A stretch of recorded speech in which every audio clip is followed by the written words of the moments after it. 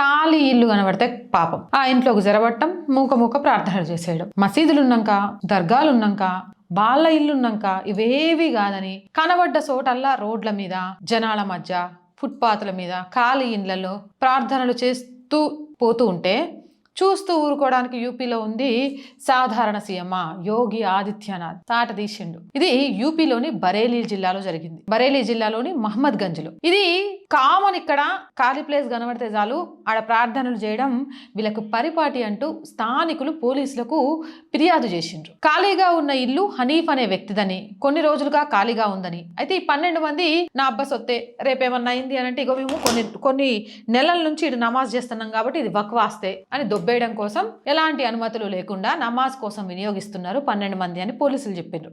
అలాగే మదర్సాగా కూడా ఉపయోగిస్తారట. వీళ్ళకి ఎన్ని మసీదులు ఉన్నా సరిపోవు. మరి గదేందో నాకు అర్థం కాదు. చూడువా చేస్తారు ఇష్టం వచ్చినట్టు కథలు పడితే. గదే జరిగింది.